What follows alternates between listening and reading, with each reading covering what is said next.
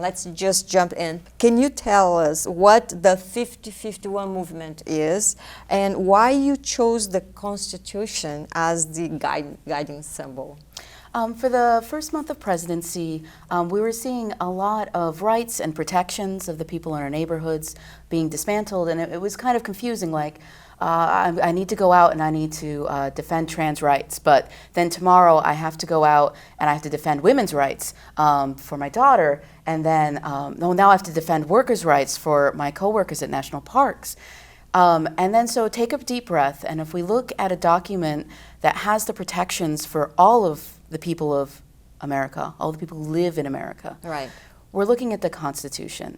And not to be confused with the Tea Party, where it's like, this is an infallible document. Instead, looking at it as a living, breathing document that people have fought for, that people have died for, to make those amendments, to make it so that everyone is protected.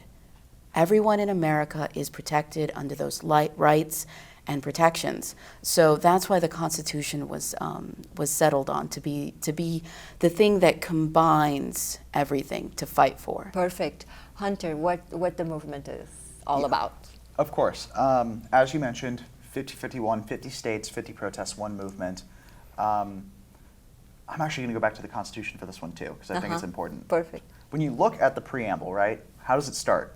We the people, in order to form a more perfect union, right? The whole idea behind the Constitution is that we come together as the people who live here. Perfect, yeah. With the goal of creating a system of laws that creates a fair country for everyone, right?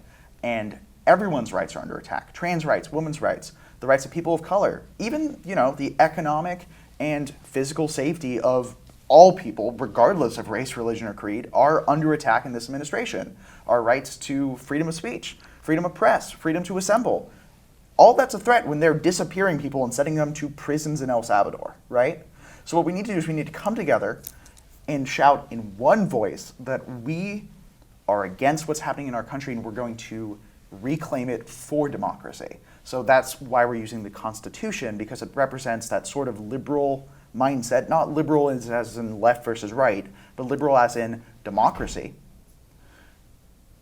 that the country and the government are supposed to work for us, not the other way around. There's lots of meetings, but then there's also, so from national we get the guidelines, and then we also get like the date suggestions. Because at the end of the day, we are trying to make the stars align so that we can make this one big voice, this one big force, we can come together. A lot of it is logistics. A lot of it's permitting. A lot of it's finding out like, oh, we have an event on this day, but there's another event in the same place, and how are we going to handle that? Yeah. But like with grassroots, we're starting with our community, we're seeing what the needs of our community are, and then we're seeing how they align with the dates and the down from national, basically the guidelines down from national. I mean, literally all of them, right? Like to some degree, even this right here, someone who hasn't heard of us before is going to see it and then decide to go to a protest. Okay. Or decide to organize one. That's how we got involved, It wasn't like we were recruited by anyone. I mean, one of my friends texted me, so I guess I was recruited by my friend. But who was recruited by my friend? Who recruited my friend? Reddit, I guess? I don't know.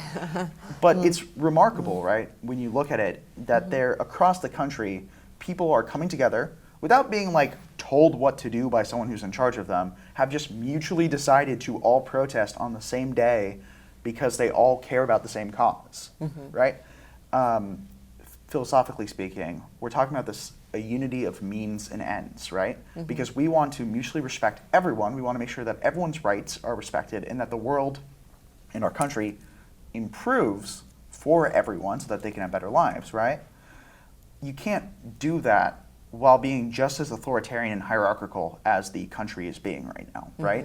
To be opposite of the administration, you have to act opposite the administration.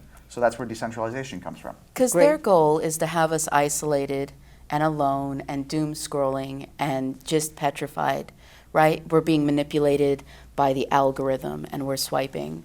So we're really going back to like when there used to be social clubs, right? And we do have meetups every week. Yes, we do. Because we need those third spaces. We're here to protect the communities that exist. We're here to open up those communities to accept new members. And we're trying to also make those third spaces for people because the loneliness epidemic is real. We are still in recovery from COVID. And we're trying to create those communities, again, because you can't have a voice if you're sitting alone in your room, right? No one should walk alone. We are creating the space and we want to hear the voices. We are the blank canvas that we're waiting for people to come in and paint on.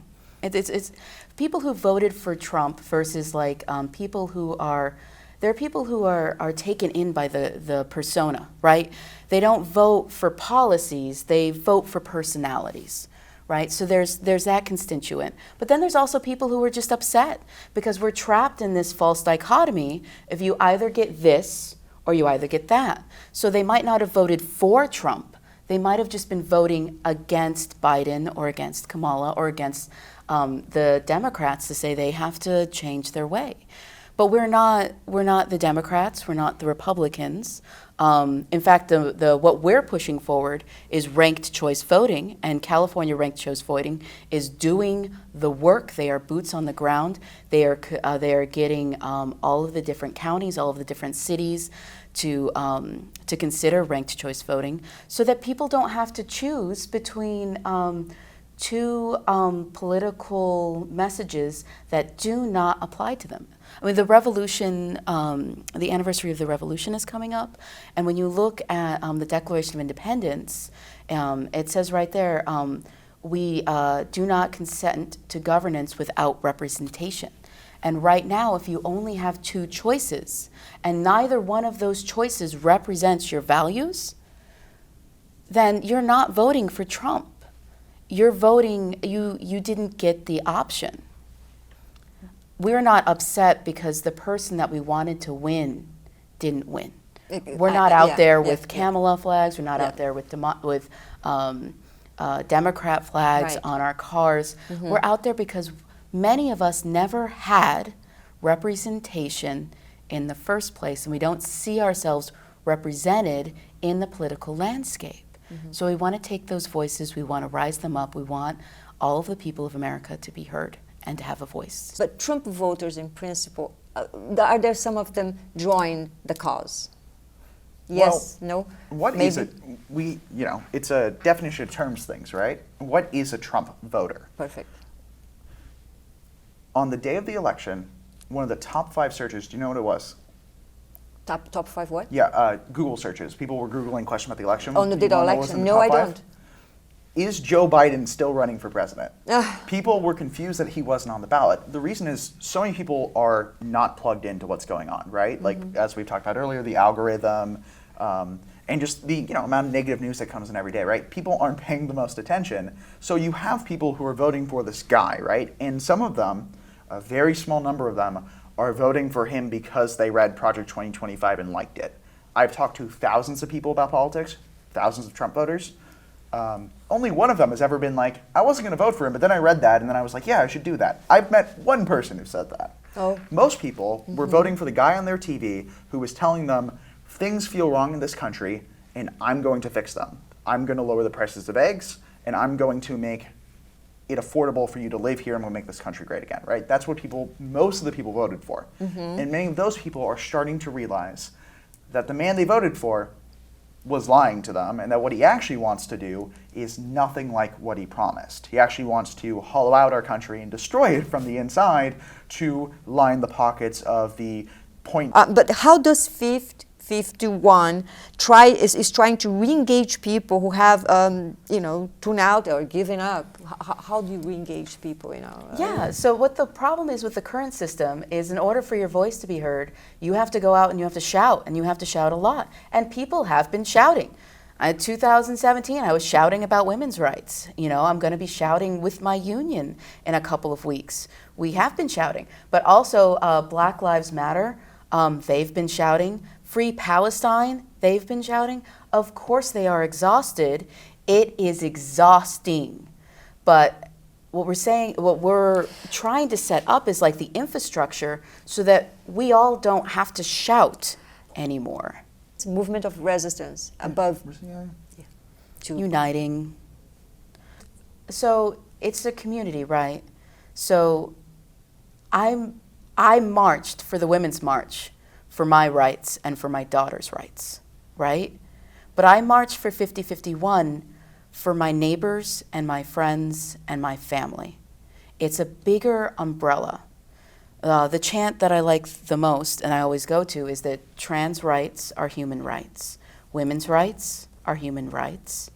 Minority rights are human rights. Immigrant rights are human rights. Workers' rights are human rights.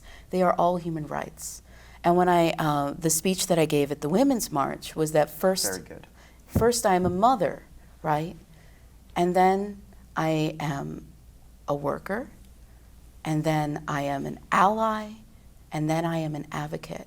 So I'm fighting for my children. I am fighting for my coworkers at national parks. I am fighting for my trans friends and family. I am fighting for my neighbors. You know, half of my daughter, very my inclusive people, movement. yeah, people Yes. aren't so me, but also the students who aren't showing up to my daughter's class because they're afraid of ICE, right? Is that my movement? Is it directly affecting me? No, but it is. It is. And you know, if my neighbor isn't there anymore, how do I know that they moved and that something else didn't happen to them? How do I find that out? It's my neighbors. It's my community. That's why you're getting these beautiful big coalitions. The Community Self-Defense Coalition, they are doing the work. The SoCal Uprising, they are doing the work. Because what the narrative is that the left's diversity is what makes it weak. They can't vote as a solid block, so it makes them weak. What we are saying is it's our diversity that makes us strong. Yes. Do you would like to add anything to this point? I mean, it's, if we want to go to those broader scope, right? When one person in a community is attacked, has their rights trampled upon, right? That is not simply an attack against that singular person, right? We are all, you know, individual people, but we live together in a society, in a community, ideally in solidarity with each other, right? And the promise that was made to Americans, the promise that was made to everyone in the free world, Western democracy, right, is that everyone's rights will be respected, right? So if they're coming after anyone in your neighborhood, anyone in your town, city, county, state, or even in your country, or even outside of your country, that's an attack on you too, right? Because they are saying that they can, if they want to, take away your rights, that promise doesn't mean anything, right? So whether I'm marching with 5051 or whether I'm there at the Women's March helping out with security, which I did, because it's really important to support women's rights right now, as you know, as you can both say more than I can. Yeah, perfect. No one's free until all of us are free. If one of us is under attack, we all need to jump in and defend them together. Perfect. Well, I mean, the unpopular opinion is that every voice needs to be heard, and young male voices are one of the voices that needs to be heard. So if we keep telling them, hey, this isn't your space, hey, you know, and making it really strict and a box and all of these rules, then we're not hearing. I mean, think about it in the workplace. We all have worked in the workplace and had somebody promoted that didn't have the merit for that, right? And I'm allowed to complain about that, and minority coworkers may be allowed to complain about that, but also a white male is allowed to complain about that, right? But then when we like the weird picture that we've painted is that we're divided because women and minorities are being promoted without merit, which is typically not the case. But we can all come together and agree that no one should be promoted without merit. Like, we've all had that experience. We can all connect with that. But we just, when we're leaving spaces for voices, to leave spaces for all voices, because any voice that we kind of try to drown out, they tend to have to shout louder and louder and louder. And right now, I feel like the young men and women, I mean, women also went conservative as well, young women. They got louder, and we need to listen. And and see where those narratives are coming from, and see where we can have that dialogue and figure out where it is we do want to go. And that's what with the disillusionment and the tapping out is, if no one's going to listen to me, I'm going to stop talking. And we're only going to find out when we vote. And we are talking about delusionment of young people. Yeah. They shouldn't, right? Yeah. But I'm talking for you. I mean, you're the one who's going to have, you're in the trenches. Well, I mean, you know, you're an educator, right? So you see a different angle of it than I do. You see, you know, the kids that are growing up Exactly. on the, you know, on the iPad, right? I'm one of the last people who remembers a time before social media, before the iPhone, right? I remember when my dad turned in his BlackBerry and got the iPhone for the first time.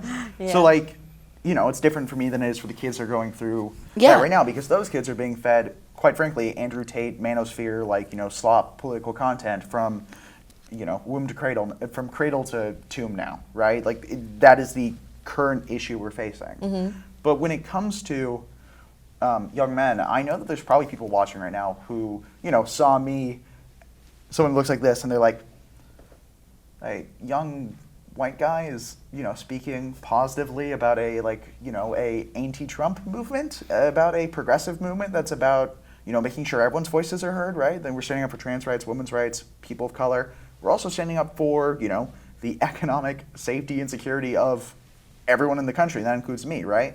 There are people that I know who, you know, when we wake up, there was this promise of an American dream, right? And that promise hasn't been kept. Our generation are starting off worse than prior generations when it comes to like potential life outcomes. You know, economically speaking and politically speaking, things are falling apart at the seams, right? And my generation senses that, and they don't feel like they can do much about it, right? Because they see climate change happening, they feel like the world's going to end. They're not going to be able to, you know, have kids and grandkids because they're worried that the world's going to end before them. They're worried that they're not going to be able to get a job. They're not going to be able to put food on the table. They're not going to be able to find a partner because of the male loneliness epidemic. And to be fair, the societal loneliness epidemic, right? You know, we talk a lot about male loneliness. We talk a lot about the way social media affects, you know, teen girls' body image perceptions. But those are both true for both of those camps. There's a lot of young women out there who are very, very socially isolated. And there's a lot of men who, you know, turn on TikTok and see these super ripped, like, jack dudes and feel absolutely terrible about themselves too. I mean, it's very hard to breathe, and also just the algorithm makes it really easy to skew the world.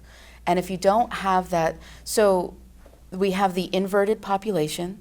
So there's going to be more of the older population than the younger population. That's something we haven't experienced since the boomers, right?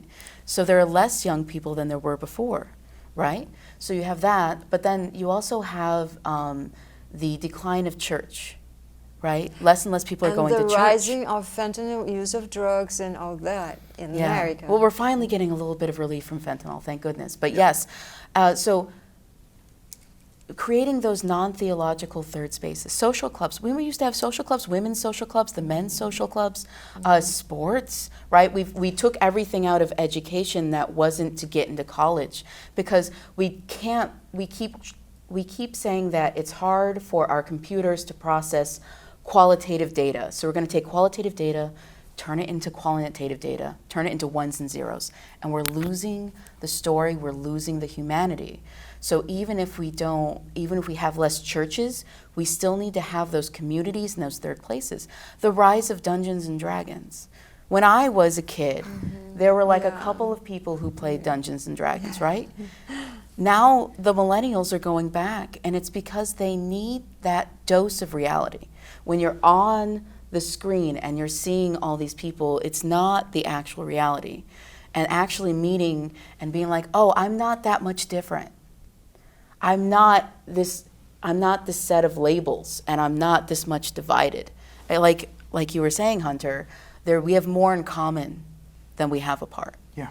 And bringing us all to the table, whether that be a church, whether that be a D&D table, whether that be domino. I love dominoes. Yeah, so we're going to talk to the community. We're going to see what their needs are, right? And then we're going to talk to the so once we have all the information from our community, then we're going to engage with folks on the state and the national level. And we're gonna be like, hey, so this month we supported this advocacy group with security. We supported this with our membership to grow their numbers. We did 5 calls. We did a fundraiser for Democracy Forward.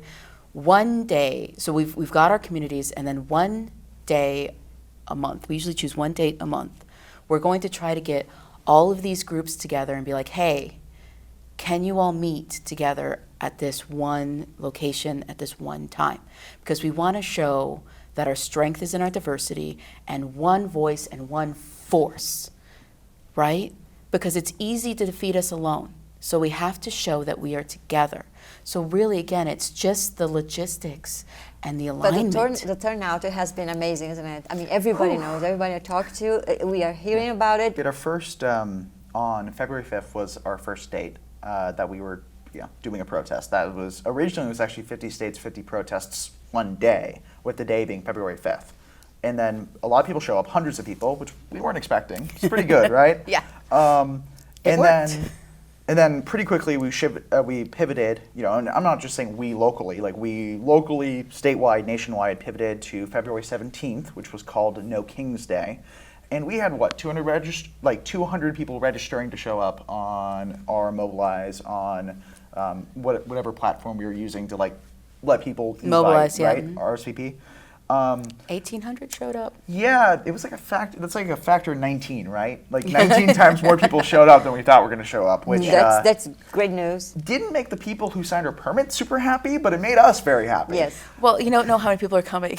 Yeah, that's it's hard the to great predict, thing. right? It's like, And we're already up to more registrations than we had people at that last protest.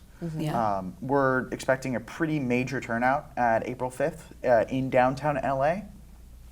It starts at 4 p.m. in Pershing, Pershing Square, and we're working with a coalition of over 20 organizations, right? Yeah, I believe so at this point. Because April we have 2 5th? coalitions in, Yes. yeah. Okay. Yeah. Great. Let's look at ranked choice voting. A lot of Californians don't know what ranked choice voting is, right? Exactly. So if we Explain move to our us. unions over to ranked choice voting, then they get to interact with it, and they're like, oh, this makes a lot of sense. Now I don't have 2 choices, I have 5 choices, right? So all ranked choice voting is if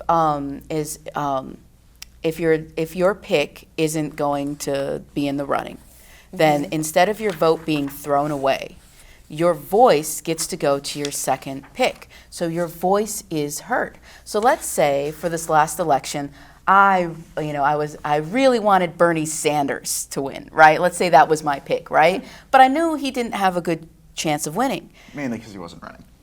Yeah. Theoretical. Okay. In my heart, Yeah.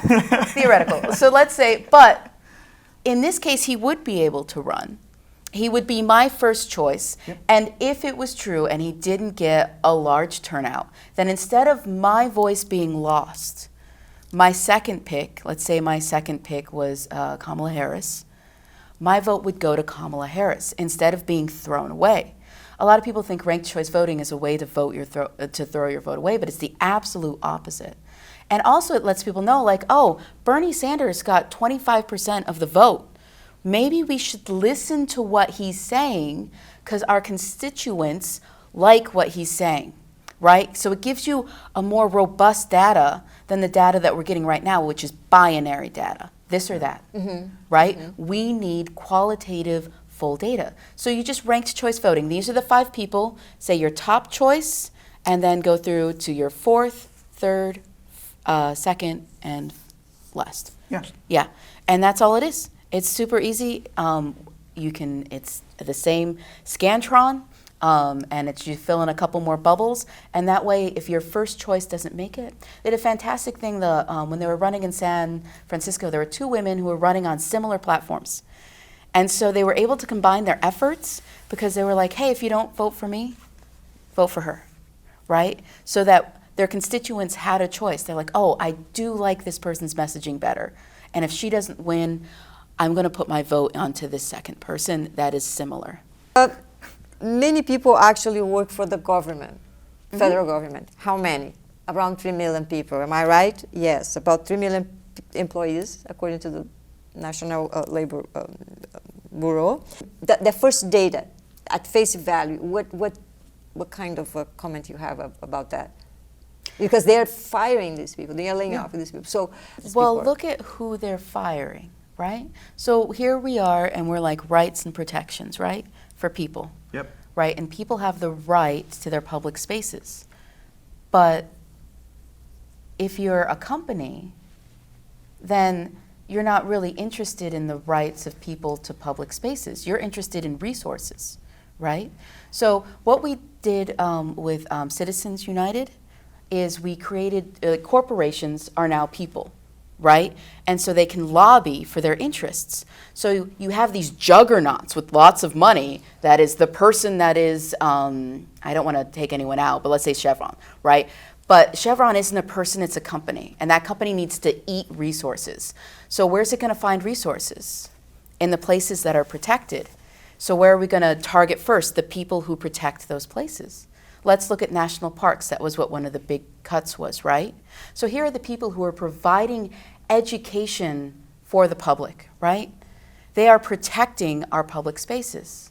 So they're the first ones on the chopping block, right? So they've been protecting our public spaces, and now it's our turn to protect them. The cuts aren't scattershot. They are very specifically so that the protections for the health of our people, both mental and physical health, are being dismantled so that a company can get more resources. Because the problem with thinking of that companies aren't inherently evil, but they are an equation, right? They're a beast that needs feeding. They're a dragon that hoards wealth, right? But that's their nature. Right. It's just we don't identify them and label them as human, because when we do that, it skews our politics and it breaks the machine. but go ahead, you have something to say? Yeah. So stick with me for 1 second. You have So Donald Trump is often talked about as being a manifestation of rage, right? And that's true. He is. Rage against the political system, against a neoliberal world order, the rage of people who look like me because they think the reason why their lives are getting worse is because people that look different than them exist. But Trump is a different manifestation of rage. R-A-G-E. That is, in a speech Curtis Yarvin gave in 2012, he said, what we need to do is retire all government employees. And Curtis Yarvin is someone that the current Trump administration is listening very closely to. But why would they want to do that? Well, the reason is simple. The reason is very simple. And this is what Doge is for. I'm sorry to get to your question before you asked it. But the point of Doge is to hollow out the government so they can get those resources, like Kay was talking about, with the goal of basically looting what is beautiful and what is great about America, what we have right now, right? Our national parks, public transportation, diversity, innovation, democracy, right? Loot all those things, plunder all the resources, and add it to the quite frankly, dragon hordes of the top 1% of the oligarchical Not even elites. the 1% at this point, like the 0.0. Yeah. Yeah, the people have enough money to go to Mars because they've destroyed our planet to the point that no one can live here anymore in 100 years. Let's get to that Right? another topic. Okay. Also, what's weird is like it's usually when we're talking about we're going to bring up the economy and we're looking at unemployment. We're literally pushing the unemployment up. Okay. Yeah, intentionally. And they talk about waste in government spending, right? We're cutting things that are 0.00014% of the budget, not the Pentagon. Exactly. We spend more than the next 20, 25 nations. I don't know what number it is. That's nonsensical. Combined. It's all nonsensical. Anybody wants to take the devil's advocate now? Advocate. Well, I mean, as someone who has worked for the government and worked for corporate and then went back to work for the government. There is just as much promotion without merit. No, there's more promotion without merit that I experienced in a corporate setting. People who were the sons or the daughters even, people who had connections, people who had money, people who came from money, people who were able to afford to go to certain colleges and we would hire from those colleges. Those all existed in corporate. Waste existed in corporate, right? So with government, we are always forced to do so much with so little. I find that the waste is actually that we're underfunded. So I could buy something that would make this faster, but I don't have the money or the resources, so I'm wasting my time, you know, like stapling 100 of papers instead of sending it out to be stapled. The waste that I have seen in government is because it is underfunded, not because it is overfunded. Thank you. That's sort of the issue, right? So I interned on Capitol Hill for a lobbying firm once, a very small one where we weren't working with big pharma or big defense or anything like that. We were working with groups trying to end genocides. We were working with a group trying to stop wild horses from being euthanized by the Bureau of Land Management. Still a little bit confused about that one, but like it was a good cause. You know, people who make radiation treatments that would save us in case there's a nuclear accident. The city of Plano, Texas, I think because they have a lot of automobile industries there. I'm only kind of sure why that. But while I was there, right, I saw the pork barrel process firsthand. And there are absolutely issues there, right? But the issue there isn't coming from the federal employees. It's actually coming from big money political donors who represent wealthy corporations which count as people due to Citizens United, which we could overturn with legislation. You know, we just got to get our country back in 2026 and 2028, and then corporations aren't people anymore. Or if they are people, that means they can have the death penalty because that's legal in the U.S. right now. Either way, you know, if they're destroying the country, then they're committing social murder, and therefore the company would be, you know, the people would be thrown in jail, and then the company would be gotten rid of, and the money would be redistributed. It's just an equation. It's just a bunch of numbers on a screen. Yes. It's not a person. Yes. The point being, though, is that's those. It's the not numbers, evil, it's just an equation. Yes. But the way that the system is set up encourages certain behaviors because it encourages wealth accumulation. So it encourages big money donors to spend money and give them to politicians with the goal of passing bills that benefit those companies because that gets them more money. It's not because the company is evil and wants to hurt you per se. It's because the company wants to make more money because that's how we set things up. Yeah, they're playing the game. But we make the rules for the game. Yes. And saying like too many rules, too many regulations, I can't put a new bathroom on my house. People are misconstruing, you know, red tape with the protections that are written in. And when we take away those protections, we then open up our community to harm. Yeah. That's not to say that there aren't some things there are too many regulations in some cases, right? At the city municipal level, there's a lot of restrictions on affordable housing to make housing harder to, you know, build. And that's part of the problem, right? Things aren't as affordable. And we can change how the government functions through democratic processes and through making our voices heard when the ballot isn't coming up right now to get those things done, right? Universal health care, so no one has to go bankrupt because of medical debt. Over 60% of Americans who suffer from bankruptcy, it's because of medical debt. And I'm sorry, it's not your fault that you developed cancer.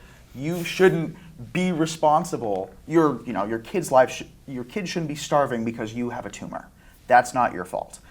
Affordable housing should be achievable. It's not our fault that all the housing's been bought up by BlackRock and other companies. They're just trying to make more money, right? Just an equation. And it hurts the average American. So we can change the rules of those systems to incentivize companies and incentivize people to make better decisions, both in and out of the political arena, to make our lives better. And ranked choice is one of those ways. Because the reason why people are disengaged is because they keep shouting and shouting and shouting, and when they're not heard, they're exhausted.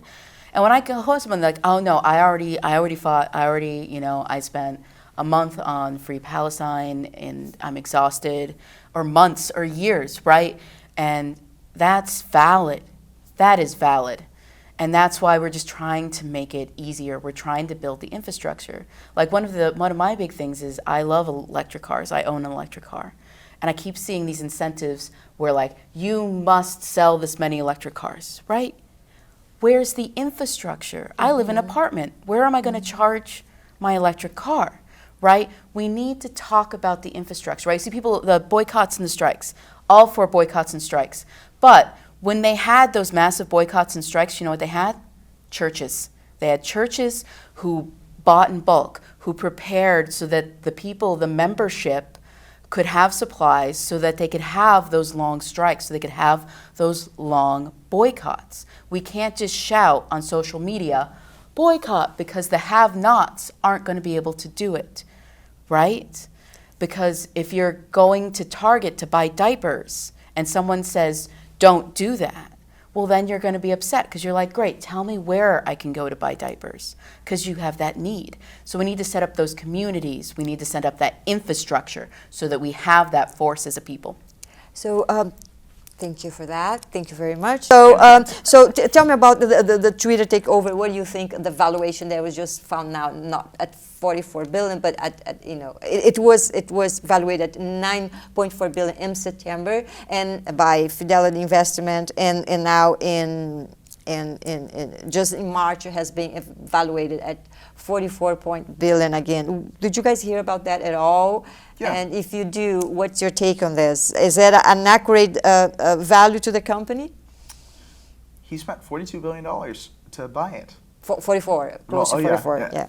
Yeah, the number, is that the valuation or is that the, either way? But, I mean, that's the whole point, right? The company and the money is just a bunch of data. It doesn't reflect any actual reality. Twitter has never made money in its entire lifespan. Not because it's not valuable, or not because it wasn't valuable, but because it wasn't profitable. Almost as if he's been promoted without merit. And that is something that can unite all Americans to be like, wait a minute, yes, you've been promoted without merit, and now are you upset about that? A little bit. I'm upset about that too. Now concluding remarks, and whatever you want to say now for the movement, for, go ahead. I will say, Go ahead. just because we're on that topic of billionaires, right? Yes. We can talk about billionaires until we're blue in the face. Absolutely, I can. But the thing is, it's not even really about them. It's actually more about those companies, right? When we're talking about over there. Oh, No. this one? Okay, sorry. It's not actually about the billionaires, right? Because if you look at Elon Musk, I have a genuine question for you if you like him. Is he happy? Is he having a good time? Is miserable? Why? Because the things that he's doing, the things that you're a part of, are fundamentally anti-human. It is against all life to do what he's doing, and that hurts him too. So, like, personally, I don't want to see, like, Elon Musk die. I want to see him happy. I want us to be able to slay those dragons, and by dragons I mean those corporations. Mm-hmm. And the biggest lie that we were ever told is that having money will solve all your problems, right? Because Elon Musk has enough money to buy the whole world. But what does a man gain if he profits the whole world but forfeits his soul in the process? Amen. And I would say also the fallacy that if someone has a lot of money, it means that they're smart and they know how to do the right things. And everyone else has to pick themselves up by their bootstraps by listening. And we're not taking into account generational wealth. Yep. We're not taking into account luck. Yep. And being there at the right time with the right idea. So basically we have a bunch of very angry, unhappy people running the country. Is that it? Mm-hmm. Yep. Yeah. All right. So thank you so much. Thank you so much for the interview. Great interview. I'm HAVAH. I hope you enjoyed the show. And that's all for today. Thank you. Bye.